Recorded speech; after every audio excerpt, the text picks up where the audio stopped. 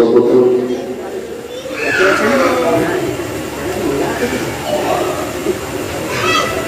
যে সমস্ত ভাই বাবাজি যারা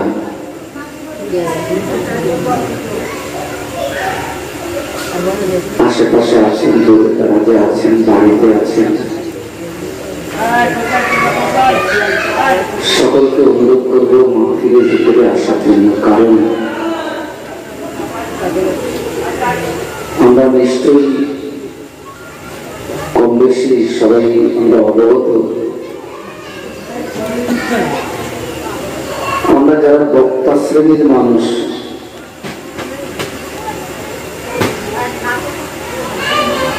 বিগত রমজান শরীফের আগ পর্যন্ত মাহফিল আমরা করেছি। এই লকডাউন হওয়ার কারণে সেই রমজানের পরপর থেকে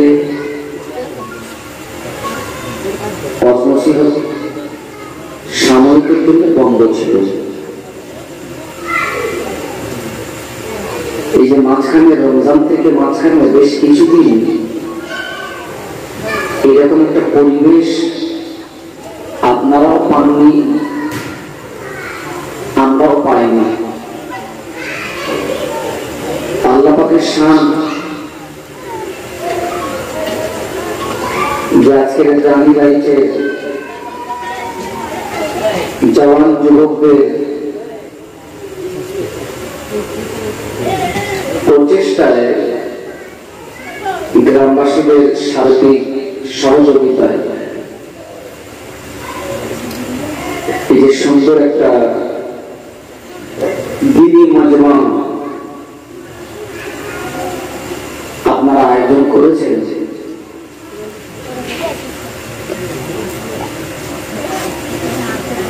আল্লাহ পাক সর্বপ্রথম আজকের মাহফিলকে কবুল করুন।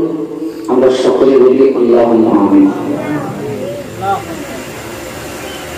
সেজন্য যেহেতু দীর্ঘদিন আমরা এরকম সুন্দর মজলিস পাইনি, সেজন্য আমাদের উচিত অন্তত আজকের দিনে সময় নষ্ট না করে সবাই মাহফিলে আসে।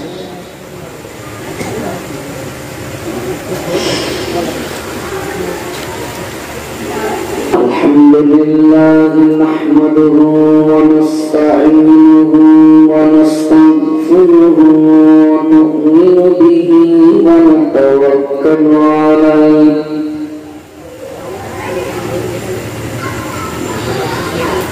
ওয়া নাউযু বিল্লাহি মিন শুরুরি আনফুসিনা ওয়া মিন সাইয়্যাতি আ'মালিনা।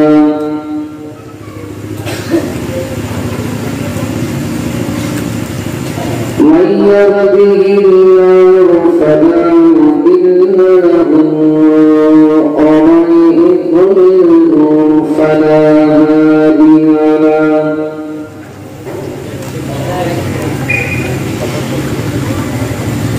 ونشهد أن لا إله إلا الله وحده لا شريك له. ونشهد أن سيدنا وحبيبنا ومولانا محمدا عبده ورسوله صلى الله عليه وسلم. وقال الله تعالى مخبرا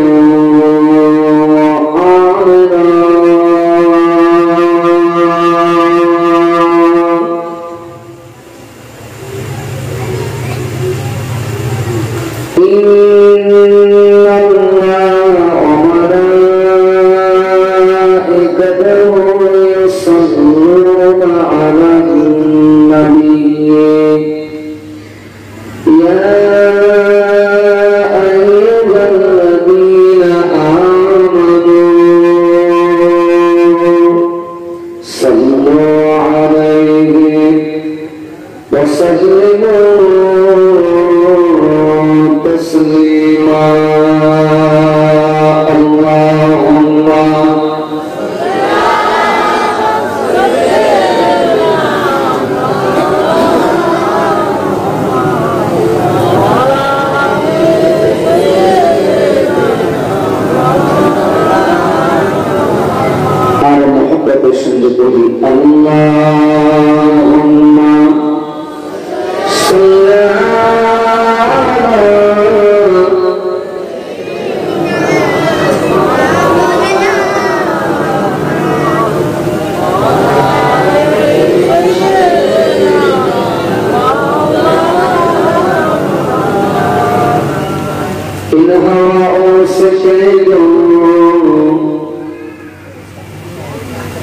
न आए इधर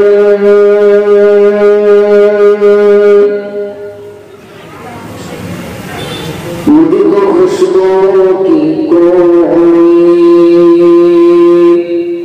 जरूरत नहीं, जिनकी खुशबू से मिलता सारा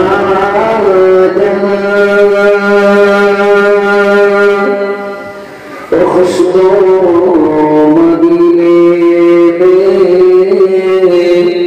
मौजूद है। अल्लाहुम्मा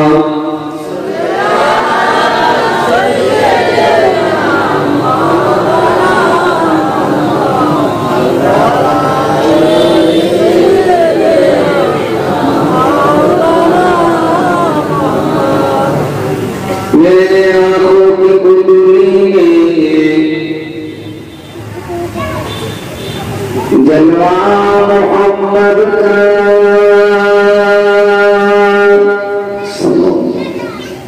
मेरे दिल के आईने में नक्शा भी मोहम्मद का। कोई जन्नत में जाएगा, कोई दोज़ख में पहुंचेगा, मदीने की तरफ दौड़ा दीवाना मोहम्मद का। अल्लाहुम्मा सल्ली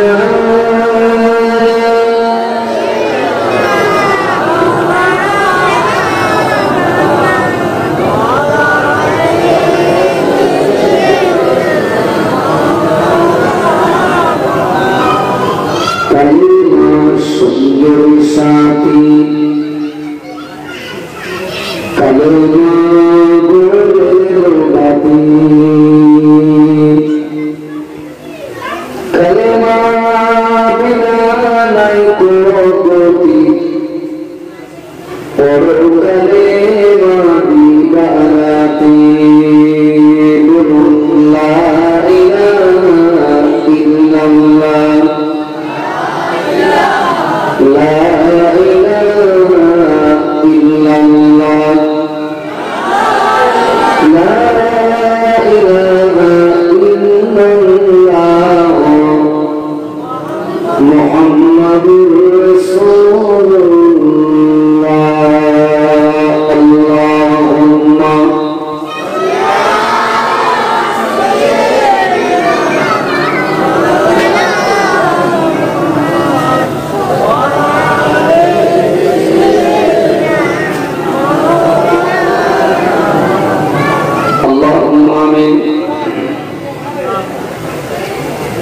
अल्हम्दुलिल्लाहि रब्बिल आलमीन वस्सलातु वस्सलामु अला रसूलिल करीम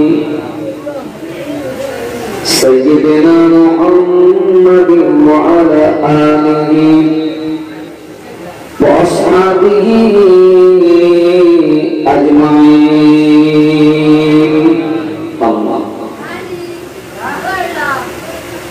আমরা সকলে আপনার মহাপবি বান্দা পবিত্র মাঘে মুহররমে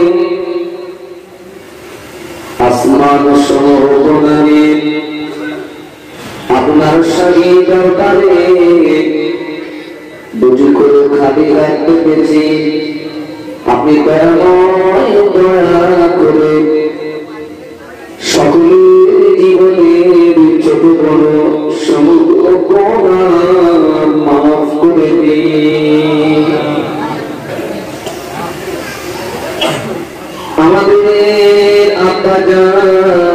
আম্মা জান স্ত্রী পুত্র আহাল বর্গ আপন মহব্বতের মানুষ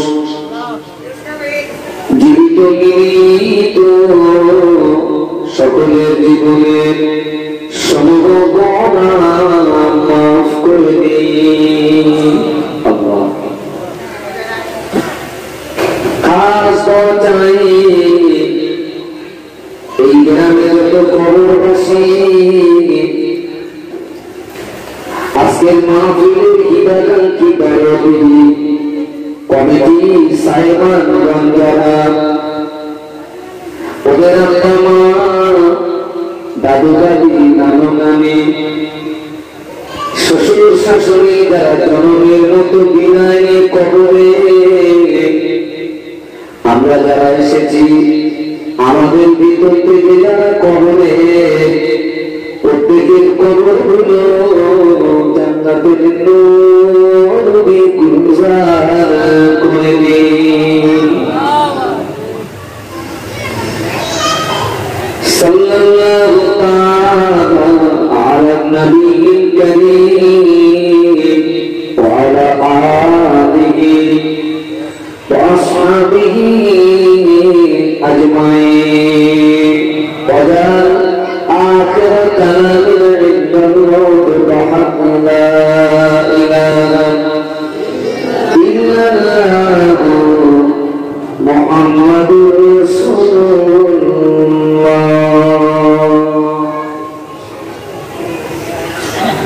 أما بعد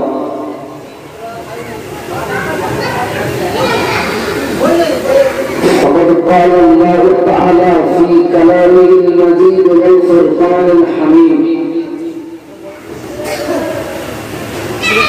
بسم الله الرحمن الرحيم تعاونوا على البر والتقوى ولا تعاونوا على الإثم والعدوان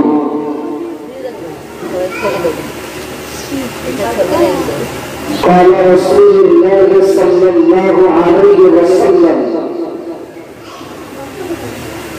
ألا كلكم راع وكلكم مسؤول عن رعيته أو كما قال عليه الصلاة والسلام। সম্মানীয় আপনাদের মসজিদের যোগ্য ইমাম সাহেব, সম্মানীয় ওলামা হাজরাত, বিশেষত আজকের মাহফিলের প্রধান অতিথি আওলাদের মুজাদ্দিদ জামান শ্রদ্ধাভাজন হুজুর কেবলা, সম্মুখে উপবিষ্ট ভদ্র মহোদয়গণ, পর্দার আড়ালে অবস্থিতা আম্মা এবং বোনেরা, সমস্ত প্রশংসা আল্লাহ পাকের জন্য যিনি আমাদের দয়া করে দ্বীন ও শরীয়তের কিছু জ্ঞান অন্বেষণের উদ্দেশ্যে পবিত্র মাহফিলে উপস্থিত হওয়ার তৌফিক দান করেছেন। সকলে কৃতজ্ঞতা প্রকাশে মহব্বতের সঙ্গে বলি আলহামদুলিল্লাহ। এই যে বক্সটা তৈরি করে দেবে, কি বক্সটা নাকি ওটা মানে আমার দিকে দেবেন না, ওই দিকে দেবেন।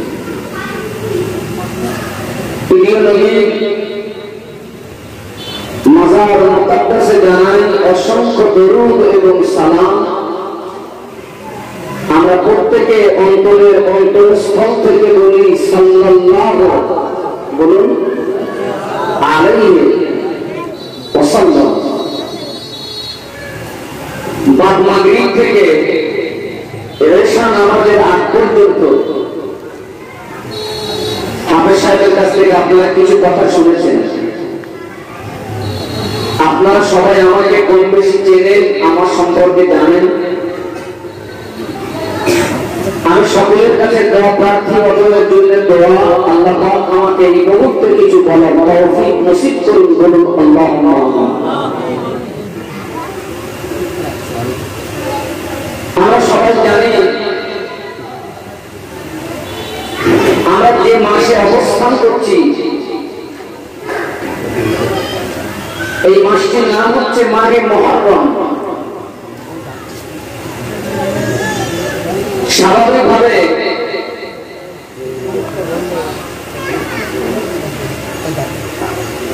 বাংলা মাস হিসাবে আমরা বৎসরের প্রথম মাস কোনটাকে জানি? বৈশাখ মাস। আর ইংরেজিতে আমরা বৎসরের শুরু মাস জানি জানুয়ারি মাসকে। আরবিতে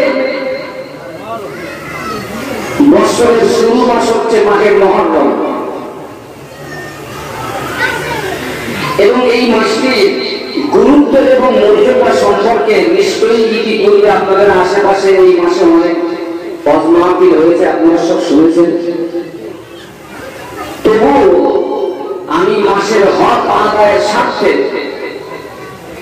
আমিও কিছু কথা বলছি, শুনুন এবং বোঝার চেষ্টা করুন। এই মুহররম মাসে এই মাসটি একদিকে যেমন এই মাসটি আমাদের জন্য অতি আনন্দে, আবার অপরদিকে এই মাসটি আমাদের কাছে অত্যন্ত বেদনাদায়ক মাস। কারণ আছে এই মাসে কারবালার প্রান্তে একটি রক্তক্ষয়ী সংগ্রাম হয়েছিল। বিশ্ব নবী পরিবারের শ্রেষ্ঠ বুজুর্গ ইমাম হোসাইন রাদিয়াল্লাহু আনহুকে জীবন দিতে হয়েছিল কারবালার ময়দানে। আপনার প্রথমত একটা কথা বুঝুন, এই কারবালার সঙ্গে আশুরার কোনো সম্পর্ক নেই। আশুরার সঙ্গে কারবালার কোনো সম্পর্ক নেই।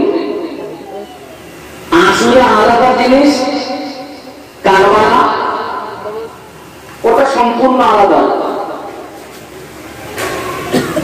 আশুরা হযরত নবী মুসা আলাইহিস সালাতু ওয়াস সালামের জামানা থেকে,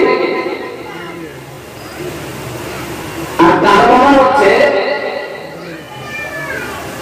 কারবালার প্রান্তে যে রক্তক্ষয়ী সংগ্রাম হয়েছিল সেটি হচ্ছে 61 হিজরিতে। কোথায় নবী মুসা আলাইহিস সালামের জামানা আর কোথায় 61 হিজরি? অর্থাৎ কারবালার সঙ্গে আশুরার কোনো বলুন না সম্পর্ক নেই। তবে কারবালার যে ইতিহাস, কারবালার ইতিহাস বলতে গেলেও ভয় লাগে। কেন ভয় লাগে? এজন্য ভয় লাগে, ইমাম হোসাইন রাদিয়াল্লাহু আনহুর বিপক্ষে যে দল ছিল তারা, সেই দলে হাজার হাজার নবী সাহাবীরা ছিলেন। একদিকে ইমাম হোসাইন রাদিয়াল্লাহু আনহু তার দলবল, আর ইমাম হোসাইন রাদিয়াল্লাহু আনহুর বিপক্ষে যারা আছেন তাদের বিরুদ্ধে হাজার হাজার নবী সাহাবী। এখন আমি যখনই বা কোন বক্তা যখনই কারবালার ইতিহাস বলেন, অটোমেটিক তখন আমাদের মনে ইমাম হোসাইন হুজুরের বিপক্ষে যারা ছিলেন তাদের সম্পর্কে মনে একটা কুভাব, ধারণা আসে না? আসে না? বলুন না, আসে। কিন্তু বাবা আপনি জানেন, সাহাবীদের ব্যাপারে কেউ যদি কুমন্তব্য করে তার ঈমান থাকবে? সাহাবীদের মর্যাদা কত বেশি জানেন?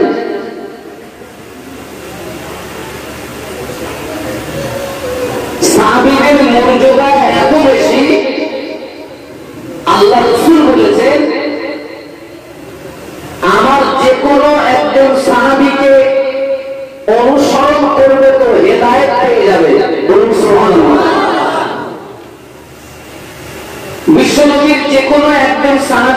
আপনি অনুসরণ করবেন, কি পেয়ে যাবেন? আপনি হিদায়াত পেয়ে যাবেন। আল্লাহ রাসূল বলেছেন সাহাবীরা নজুম, আমার এক একজন সাহাবী এক একটা তারকার সমতুল্য। তারকা যেমন আলো দেয় গভীর রাতে, তারকার আলোতে অনেক মানুষ পথ দেখে। তো সাহাবীরা তারকার মতো, কেউ যদি সাহাবীদের ওই পথ অনুসরণ করে, সে অন্ধকার থেকে আলোর পথে চলতে চলতে আল্লাহর জান্নাত পেয়ে যাবে। সুবহানাল্লাহ। তো কারবালার ইতিহাস বলতে গেলে একদিকে বক্তাকে যেমন সতর্কতা অবলম্বন করতে হবে, যারা শ্রোতা হিসাবে এসেছেন তাদেরকেও সতর্কতা অবলম্বন করতে হবে, কারণ দুই দলের সাহাবী। কারবালার ইতিহাস, ইমাম হোসাইন রাদিয়াল্লাহু আনহু ওই কারবালা পর্যন্ত কেন গিয়েছিলেন, একদম তার সংক্ষিপ্ত ইতিহাসে আমি আপনাদের কাছে উপস্থাপন করার চেষ্টা করছি। আল্লাহ তৌফিক দান করুন। আল্লাহুম্মা। এই পৃথিবীতে আল্লাহ যত নবী রাসূল পাঠিয়েছেন, প্রত্যেকটা নবী রাসূলের দাওয়াত ছিল এক। প্রত্যেকটা নবী রাসূলের দাওয়াত কি ছিল বলেছি? এক। আচ্ছা বলুন তো সেই দাওয়াতটা কি? নবীদের দাওয়াত ছিল লা ইলাহা, বলুন, ইল্লাল্লাহ। প্রত্যেকটা নবীর দাওয়াত লা ইলাহা, বাংলা মানে কি? কোনো উপাস্য নাই, কে ছাড়া? আল্লাহ ছাড়া। আর আল্লাহ পাক যে যুগে যে নবীকে পাঠিয়েছেন সেই নবীর নামটা ওই কলেমার শেষে আল্লাহ পাক লাগিয়ে দিয়েছেন, যেমন লা ইলাহা ইল্লাল্লাহ ইব্রাহিম খলিলুল্লাহ। এক কথায় প্রত্যেকটা নবীর দাওয়াত। আমাদের নবীর দাওয়াত ছিল কি? লা ইলাহা ইল্লাল্লাহ। তো আমাদের নবী হচ্ছেন শেষ নবী। আমাদের নবীর পরে আর কোন নবী আসবে? আর বলুন না, আমাদের নবী শেষ নবী। নবীর সিলসিলা আমাদের নবী পর্যন্ত আল্লাহ পাক পরিসমাপ্তির স্ট্যাম্প লাগিয়ে দিয়েছেন। আল্লাহু আকবার। বিশ্ব নবী মুহাম্মদুর রাসূলুল্লাহ সাল্লাল্লাহু আলাইহি ওয়াসাল্লাম আল্লাহ পাক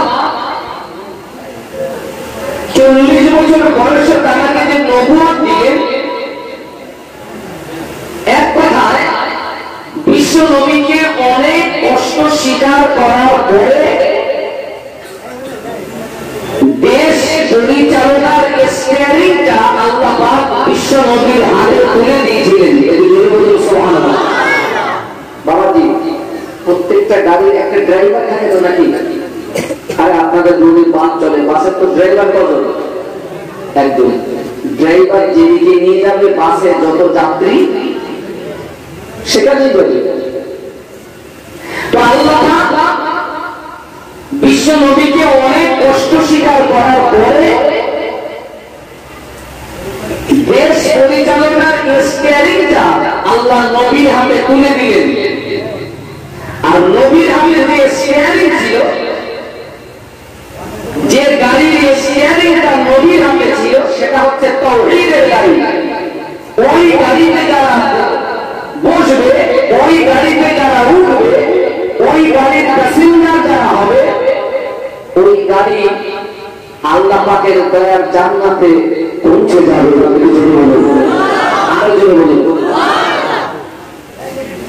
বিশ্ব নবী মুহাম্মদুর রাসূলুল্লাহ সাল্লাল্লাহু আলাইহি ওয়াসাল্লাম তিনি যখন পৃথিবী থেকে বিদায় নিলেন, খুব সতর্কতার সঙ্গে শুনুন। বিশ্ব নবী যতদিন হায়াতে ছিলেন গাড়ির স্টিয়ারিং ছিল নবীর হাতে।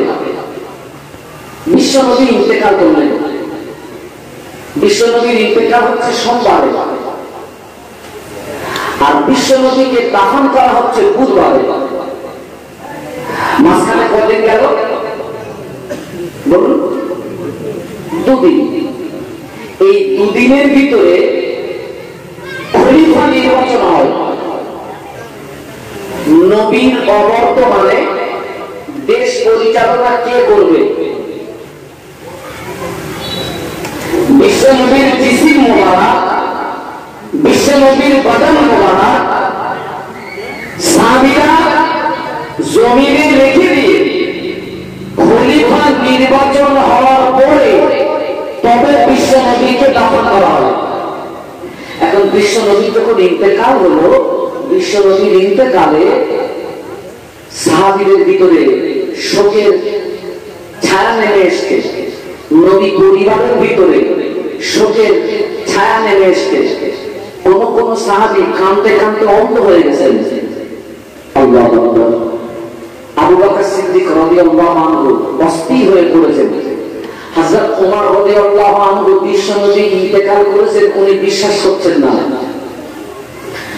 বরং উনি নবীর এত পাগলপাড়া ছিলেন, নিজের তলোয়ারটাকে উঁচিয়ে বলেছিলেন, যে বলবে বিশ্বনবীর ইন্তেকাল হয়ে গিয়েছে, ওমরের তলোয়ারটাকে দ্বিখণ্ডিত করে দেবে। এক কথায় উনি নবীর এত পাগলপাড়া ছিলেন, বিশ্বনবীর ইন্তেকালটাকে উনি বিশ্বাস করছেন না। এক কথায় সাহাবীরা তখন মর্মাহত, নবীর পরিবারের অন্য সদস্যরাও মর্মাহত। ঠিক এইরকম পরিস্থিতিতে জনসাধারণের সভাস্থল বলে একটি জায়গা, যেখানে জনসাধারণের বিভিন্ন আলাপ আলোচনা, সভা মিটিং সিটিং হয়, একটি জায়গা। ওই জায়গাতে নবী পাকের দুই দলীয় সাহাবীদের ভিতরে সেই জায়গায় একটা মতনৈক্য দেখা দিচ্ছে। দুই দলীয় সাহাবী মানে একদল হচ্ছে আনসারী সাহাবী। আনসারী সাহাবী বলা হয় মদিনাবাসীদের, আর মুহাজিরিন সাহাবী বলা হয় মক্কাবাসীদের। তো এই দুই দলীয় কিছু সাহাবীদের ভিতরে মতনৈক্য সৃষ্টি হলো। একটা দুই দলীয় সাহাবীদের ভিতরে একটা মতনৈক্য তৈরি হলো, যে জায়গাতে এমন পরিস্থিতি যে কোনো মুহূর্তে একটা দুর্ঘটনা ঘটে যাবে। সেটা কি? মদিনাবাসী সাহাবীদের বক্তব্য হচ্ছে যে বিশ্বনবী বিদায় নিয়েছেন, বিশ্বনবীর অবর্তমানে আমাদের ভিতর থেকে খলিফা নির্বাচন হবে।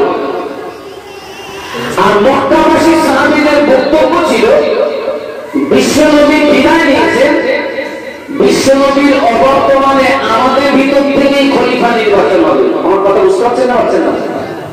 মদিনাবাসী সাহাবীদের বক্তব্য আমাদের ভিতর থেকে খলিফা নির্বাচন হবে, আর মক্কাবাসীদের বক্তব্য আমাদের ভিতর থেকে খলিফা নির্বাচন হবে। এই নিয়ে দুই দলীয় কিছু সাহাবীদের ভিতরে মতনৈক্য তৈরি হলো, এবং সেই জায়গাতে এমন একটা পরিস্থিতি যে কোনো মুহূর্তে একটা দুর্ঘটনা ঘটে যেতে পারে। এই সংবাদটা হযরত আবু বকর সিদ্দিক রাদিয়াল্লাহু আনহুর কানে এসে পৌঁছালো যে হুজুর, অমুক জায়গাতে এই সাহাবীদের ভিতরে এরকম অবস্থা, যে কোনো মুহূর্তে একটা দুর্ঘটনা ঘটতে পারে। আবু বকর সিদ্দিক রাদিয়াল্লাহু আনহু উনি তো কাঁদছিলেন, উনি নিজেকে নিজে সামলিয়ে দিলেন, নিয়ে চটজলদি সেইখানে গিয়ে দেখেন বাস্তবে জায়গাটা খুব গরম হয়ে গেছে, যে কোনো মুহূর্তে একটা দুর্ঘটনা ঘটে যেতে পারে।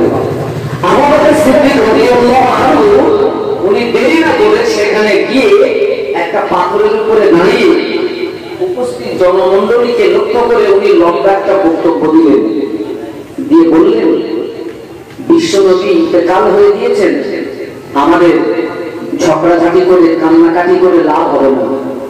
কারণ বিশ্বনবী আমাদের থেকে বিদায় নিয়ে চলে যাবেন, এটা আচমকা কোনো ঘটনা নয়, এটা পরিকল্পিত ঘটনা। কারণ আল্লাহ কোরআনে বলেই দিয়েছেন ইন্নাকা মাইয়িতুন ওয়া ইন্নাহুম মাইয়িতুন।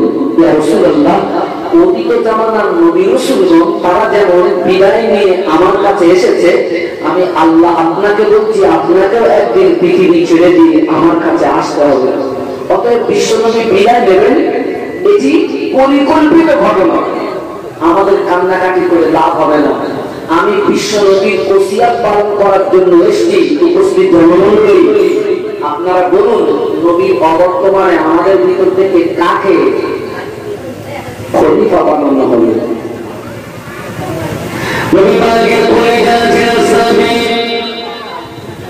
আবু বকর সিদ্দিক রাদিয়াল্লাহু তাআলা উপস্থিত জনমণ্ডলীকে লক্ষ্য করে বলেছিলেন, ও নবী পাকের সাহাবীরা, আমি আবু বকর, আমি আল্লাহ নবীর হায়াতে জিন্দেগিতে আমি আল্লাহ নবীর কাছে একদিন বারবার দাঁড়িয়ে রেখেছিলাম, ইয়া রাসূলুল্লাহ হাবিবাল্লাহ, আপনি একদিন আমাদের থেকে বিদায় নিয়ে চলে যাবেন, আপনি একদিন আমাদের থেকে বিদায় নিয়ে চলে যাবেন, ইয়া রাসূলুল্লাহ হাবিবাল্লাহ, আপনার বর্তমানে মদিনার রাষ্ট্রপতি তাকে বানানো হবে, আপনার বর্তমানে মদিনার খলিফা তাকে বানানো হবে।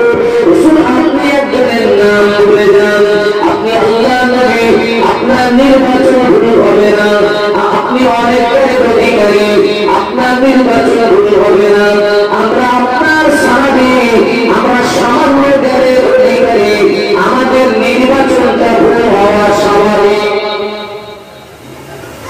কথা বুঝতে পারছেন না? আবু বকর সিদ্দিক রাদিয়াল্লাহু আনহু বিশ্বনবী তখন হায়াতে, উনি নবীর কাছে দাবি রাখলেন, হুজুর আপনি তো চিরজীবন আমাদের কাছে থাকবেন না, আপনি একদিন আমাদের থেকে আপনি চলে যাবেন, তো আমি আপনার কাছে আবদার করছি হুজুর, আপনার পরে এই দেশ পরিচালনার স্ট্যান্ডিংটা কার হাতে তুলে দেওয়া হবে? কাকে খলিফা বানানো হবে? হুজুর আপনি একজনের নাম বলে যান। আবু বকর সিদ্দিক রাদিয়াল্লাহু আনহু সেদিন নবীর কাছে বারবার দাবি রাখার পরেও আল্লাহ নবী সেদিন খলিফা হিসাবে কারোর নাম বলে যান বলুন না। আল্লাহ নবী বললেন, আবু বকর আমি কারোর নাম বলবো না, আমার ইন্তেকালের পরে, আমার ওফাতের পরে তোমরা যাকে যোগ্য ব্যক্তি মনে করো দায়িত্বটা তোমরা তার উপরে অর্পণ করো।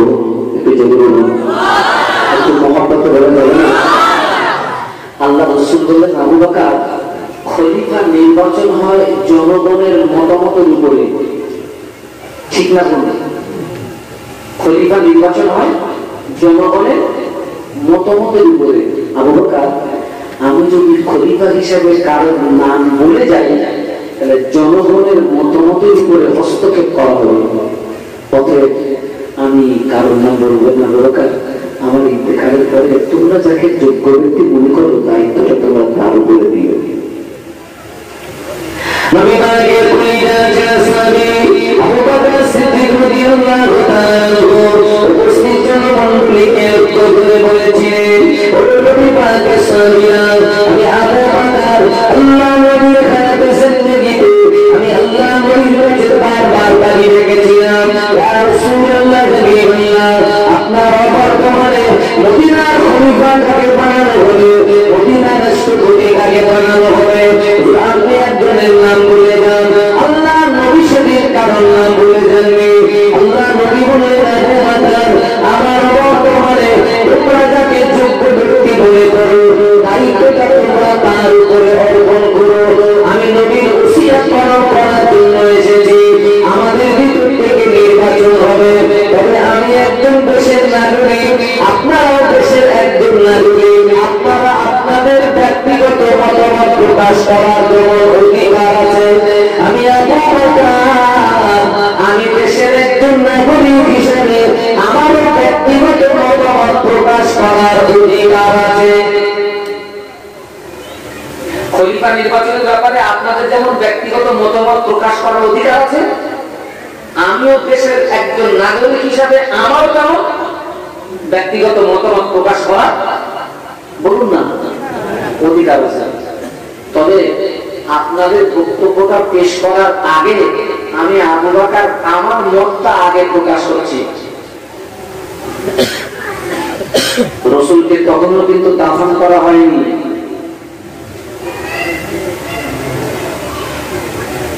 এই যে ওখানে সাহাবীদের মধ্যে একটা দুর্ঘটনা ঘটতে যাচ্ছিল, আবু বকর হুজুরের বক্তব্য দিতে আল্লাহ পাকের রহমত জায়গাটা ঠান্ডা হয়ে গেছে। বলুন সুবহানাল্লাহ। একটু মহব্বত বলে দেবেন।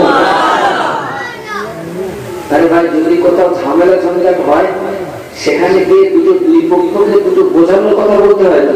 আর ওখানে গিয়ে যদি লাফালাফি করতে কি হবে? হ্যাঁ,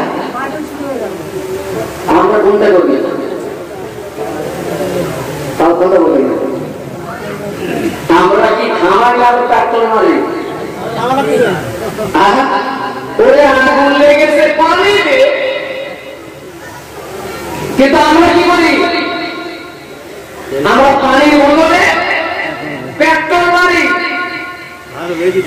তো যদি পানি না থাকে, তুই বাড়ি বসে থাকে, পানি দিতে হবে না। তবে তো দুটো বাইরে বলি পেট্রোল মারি।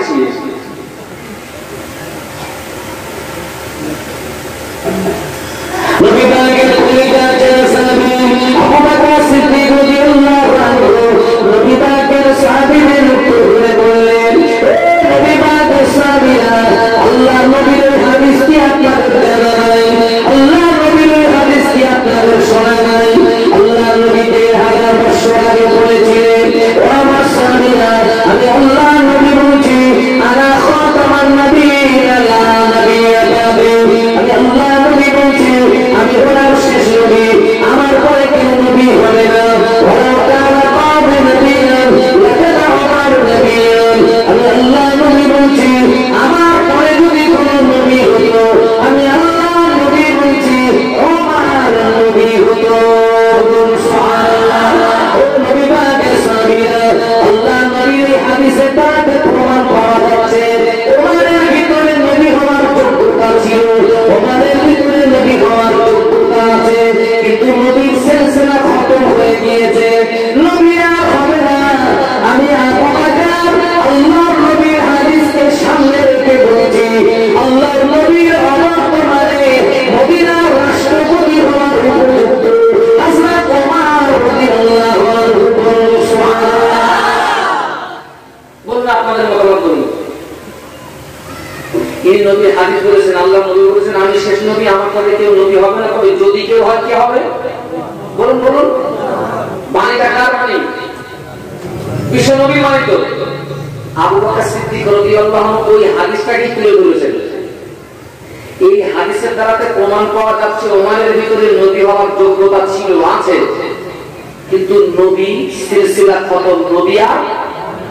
অতএব নবীর অবর্তমানে দেশ পরিচালনার দায়িত্ব পাওয়ার যোগ্য কে? ওমর রাদিয়াল্লাহু আনহু। উপস্থিত জনমণ্ডলীকে বললেন, আপনাদের বক্তব্য বলুন।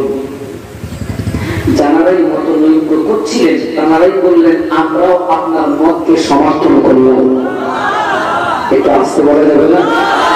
একটু মহব্বতে বলা যাবে না? তো দুর্দান্ত নারাই থেকে আরো দূর করে নারাই থেকে। আচ্ছা ভাই, উপস্থিত জনমণ্ডলীও মেনে নিলেন, কিন্তু জানার নাম খলিফা হিসাবে প্রস্তাব করা হলো, তিনি কি মেনে নিয়েছিলেন? কেন?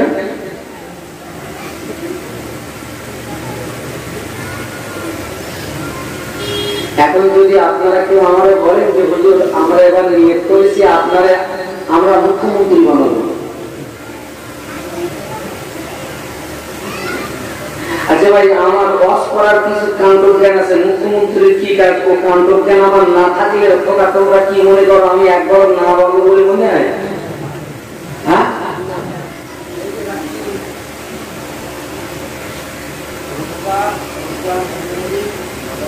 বাবা, আমার যদি ওয়াজ করার যোগ্যতা না থাকে, আমার যদি এই স্টেজে তুলে দেন, আমি তো উল্টো পাল্টা কথা বলবো, আপনাদের লাভ হবে না ক্ষতি হবে? ক্ষতি হবে। বাবা, আমার যদি শিক্ষকতা করার যোগ্যতা না থাকে, আপনারা যদি আমাকে শিক্ষকের গদিতে বসিয়ে দেন, ছাত্র জীবন কি হবে? এমনি শেষ। ওমর রাদিয়াল্লাহু আনহু দেখছেন আল্লাহ দায়িত্ব তো ঘাড়ে এসে গেছে। উনি বললেন, আবু বকর সিদ্দিক রাদিয়াল্লাহু আনহু আমার নাম প্রস্তাব করেছেন, আপনারা সমর্থন করেছেন, কিন্তু যার নামটা প্রস্তাব করছেন তাকেও তো কিছু কথা বলতে দিতে হবে। আমার কিছু বক্তব্য আছে, বলুন আপনার কি বক্তব্য?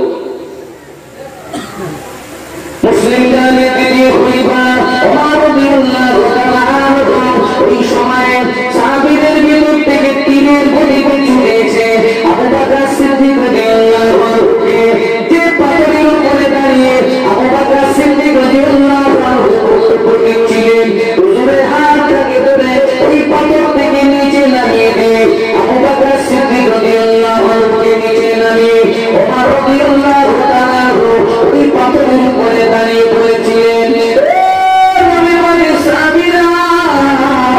আবু বকর সিদ্দিক রাদিয়াল্লাহু আনহু আপনাকে নবী, আপনাদেরকে নবীর হাদিস শুনিয়েছেন, আমাকে খলিফা হিসাবে নাম প্রস্তাব করেছেন, আপনারা সমর্থন করেছেন, কিন্তু আবু বকর সিদ্দিক নবীর হাদিস শুনিয়েছেন। ওই হাদিস যদি আপনাদের জানা থাকে, ওই হাদিস যদি আপনাদের শোনা থাকে, এই হাদিসটা কি আপনাদের জানা নাই? আল্লাহ নবী বলেছিলেন, আমার সাহাবীরা, আমি আল্লাহ নবী জানিয়ে দিলাম, সারা পৃথিবীর জমিনে আমার যত উম্মত উম্মতি সগর সারা জীবনের যদি আমার পরিবার ছাড়া স্বামী আবু বকরের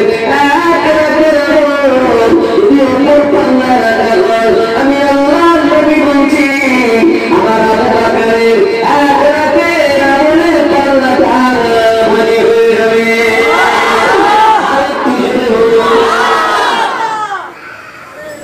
নবীর ওই হাদিস যদি জানা থাকে, এই হাদিসটা জানা নেই। আচ্ছা বলুন তো, ওমর রাদিয়াল্লাহু আনহু এই কথার দ্বারাতে কি বোঝাতে চাচ্ছেন? বলুন বলুন। ওমর রাদিয়াল্লাহু আনহু বোঝাতে চাচ্ছেন আমার চেয়ে যোগ্য ব্যক্তিকে আর বলে। আচ্ছা ভাই, বুকে হাত দিয়ে বলেন দিদি, এই কথাটা আমরা বলবো না? আমরা কি করবো? হাম তারা করে বলবো।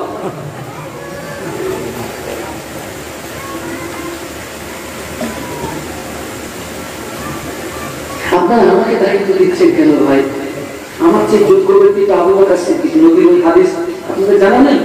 আল্লাহ রাসূল বলেছেন, সারা পৃথিবীতে আমার যত উম্মত উম্মতি ওদের এক রাতের আমল যদি, সারা জীবনের আমল যদি একটা আল্লাহ রাখা হয়, আমার কলিজা ছেঁড়া সাহাবী আবু বকরের এক রাতের আমল যদি অপর পাল্লায় রাখা হয়, আমি আল্লাহ রাসূল বলছি আমার আবু বকরের আমলের পাল্লাটা ভারী হয়ে যাবে।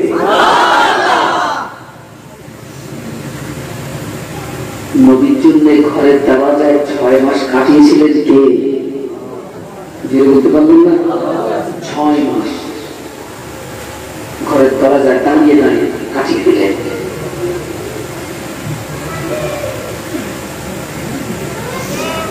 নবী পাকের সাথে মুসলিম জানের দ্বিতীয় খলিফা ওমর রাদিয়াল্লাহু আনহু বলেছিলেন, নবী পাকের সাহাবীরা, আমি ওমর রাদিয়াল্লাহু আবু বকর সিদ্দিক রাদিয়াল্লাহু আনহু আল্লাহ নবীর শিশু এবং কিশোর বয়সের সঙ্গে আবু বকর সিদ্দিক রাদিয়াল্লাহু আনহু আল্লাহ নবীর মক্কা মদিনার সঙ্গে আবু বকর সিদ্দিক রাদিয়াল্লাহু আনহু আল্লাহ নবীর রাসূলের সঙ্গে আমি আমার যতদূর পর্যন্ত দেখেছি আবু বকর সিদ্দিক আল্লাহ নবীর ইন্তেকালের পরের সঙ্গে অথবা ওমর বলছি আল্লাহ নবীর বর্তমানে মদিনার খলিফা হওয়ার উপযুক্ত নবী পাকের পরিণামের স্বামী আবু বকর সিদ্দিক রাদিয়াল্লাহু আনহু। সুবহানাল্লাহ। আমার চেয়ে যোগ্য ব্যক্তি বলি,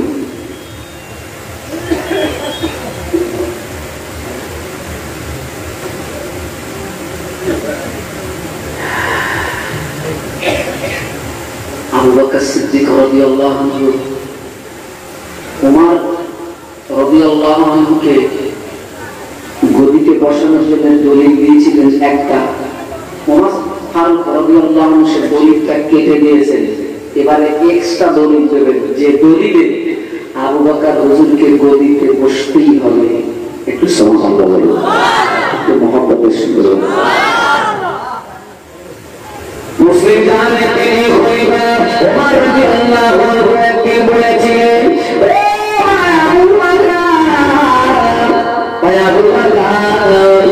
আমি ওমরের সারা জীবনের আমি আপনাকে দিয়ে দেব, আমি ওমরের সারা জীবনের আপনাকে দিয়ে দেব, বিনিময়ে আপনারা আপনি আমাকে দেবেন। আমি আমার সারা জীবনের আমল আপনাকে দিয়ে দেব, বিনিময়ে আপনারা আপনি আমাকে দেবেন। আবু বকর সিদ্দিক বলেছিলেন, না পারব না, কেননা আল্লাহ নবী বলেছিলেন, আমার সাহাবীরা, আমি আল্লাহ নবী আমার সমস্ত সাহাবীদের আমি আল্লাহ নবী পরিশোধ করে দিয়েছি, আমার সব সাহাবীদের আমি রাসূলুল্লাহ পরিশোধ করে দিয়েছি, আমার আবু বকরের আমি রাসূলুল্লাহ পরিশোধ করতে পারলাম না, আবু বকরের পরিশোধের দায়িত্ব আমি নবীর পক্ষ থেকে স্বয়ং আল্লাহ দায়িত্ব নিয়েছে। আরেকটু জোরে বলুন।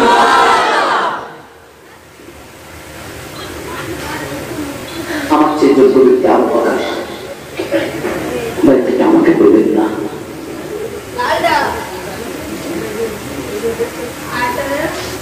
চলুন একটু মদিনা থেকে ঘুরে আসি।